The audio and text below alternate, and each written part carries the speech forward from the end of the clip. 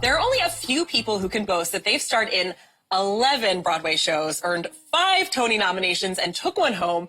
As if that's not enough, she's currently on Broadway and on one of our favorite TV shows at the same time.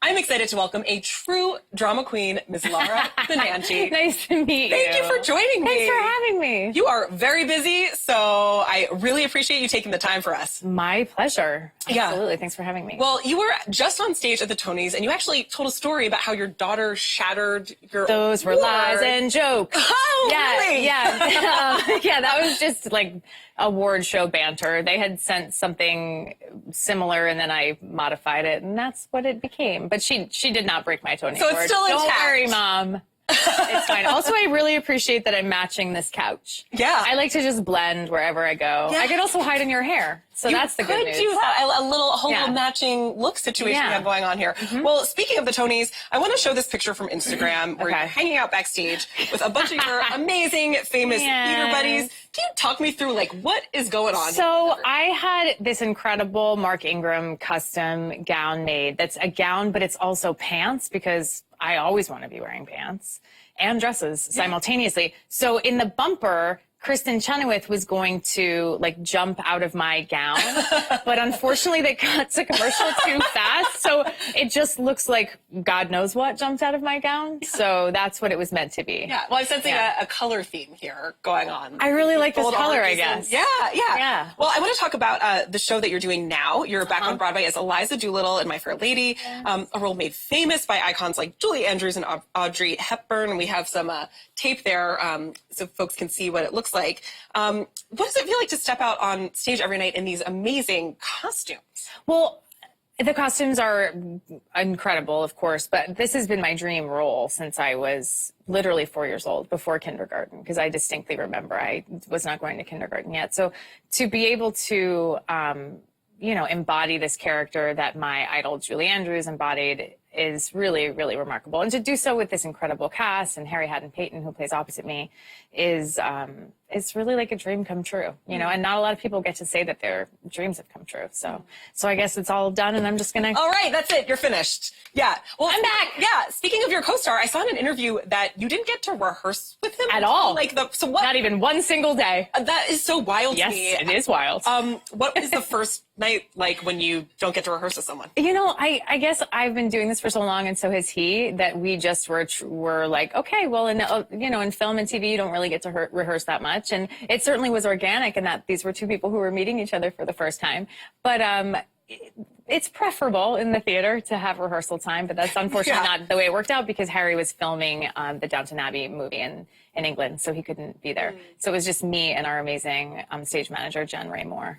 Well, you mentioned your career longevity, and it's been 20 years since you made your Broadway debut. I was 18. I was, but for real. For real. Yeah.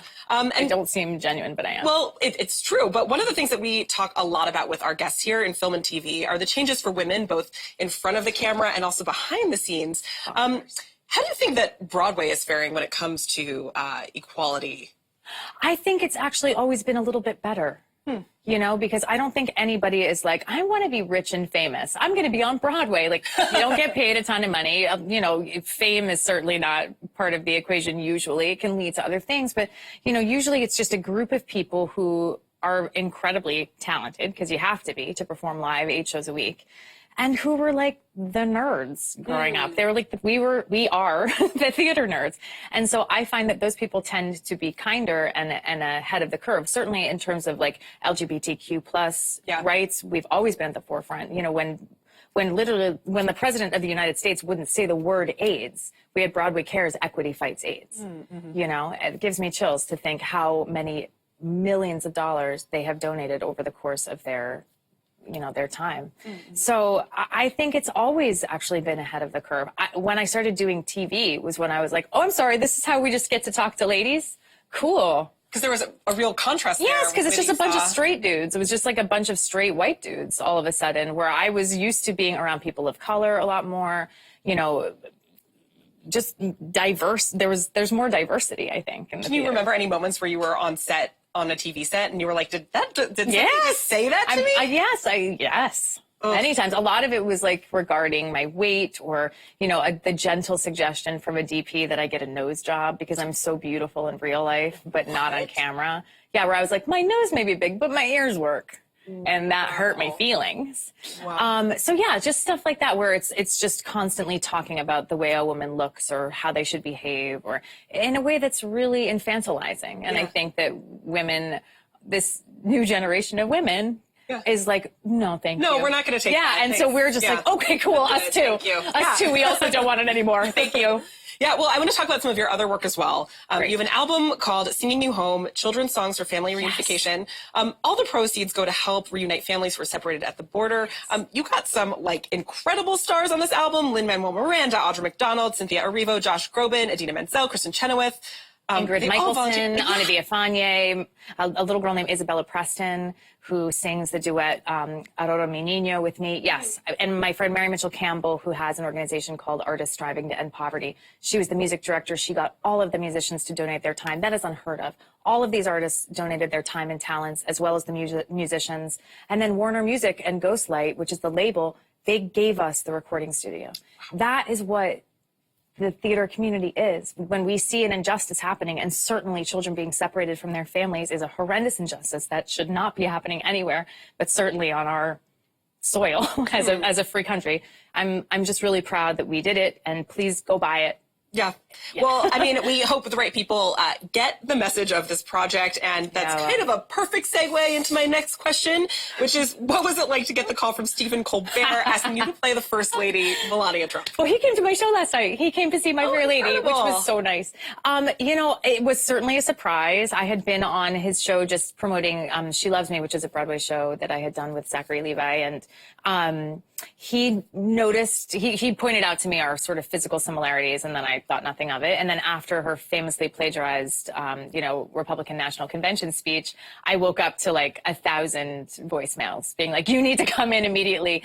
And I really appreciate that they took that chance because they had never seen my impression and I didn't have one. I had 5 hours to pull together like an impression of her. And it was going live. 5 hours. It wasn't even like we could tape it and go like, that's garbage, and then no one would ever see it. It was live. Wow. Yeah. So, that was it. And it worked out. Yeah, the rest is history. And it worked out. Well, another show that is working out is Younger. We love Younger. And you play a strong woman on the show. She knows what she wants. Yes. She's kind of relentless. How fun is it playing someone like Quinn? Awesome. I love playing Quinn Tyler. I mean, I basically just play her as like a privileged white guy.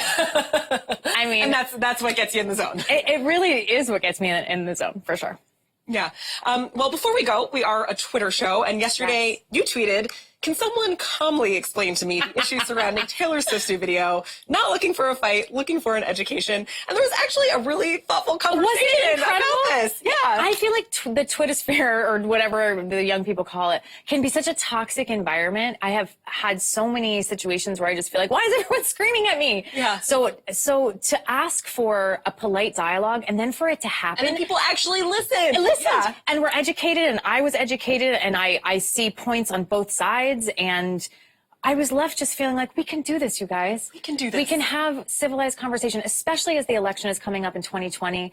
You know, I do feel like I'm just going to say for myself, you know, as a liberal person, I feel like we need to come together and figure out what our collective message is so that we don't spend so much time fighting with each other, that we just crumble to dust and blow away. And then in 2020, we have the garbage fire that we're in right now. So I'm really happy to see and be a part of a civilized dialogue in which we can all see each other's points of view and then grow from that. The only way we're going to get better is if we ask questions and then are quiet and listen. Well, speaking of listening, was there anything that you learned from asking that question? Yes. Okay. So what I learned ultimately, this was my takeaway from it. I think that when a cis white person of privilege centers themselves within an ongoing narrative that has been incredibly fraught and for a very long time, that can be complicated, you know? At the same time, I do think that someone of her fame and position, you know,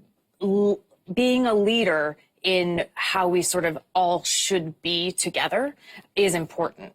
And the money that she's raised and the sheer number of people who are signing this petition, I do think is a really positive thing.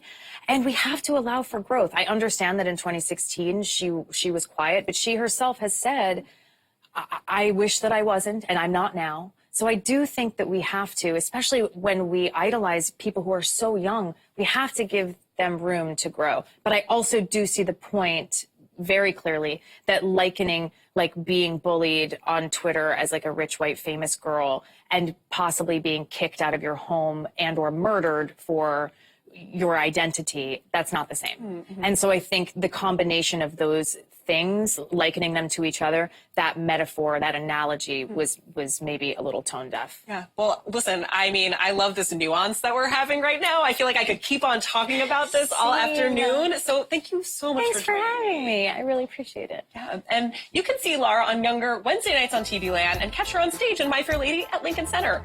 More AMCDM is up next.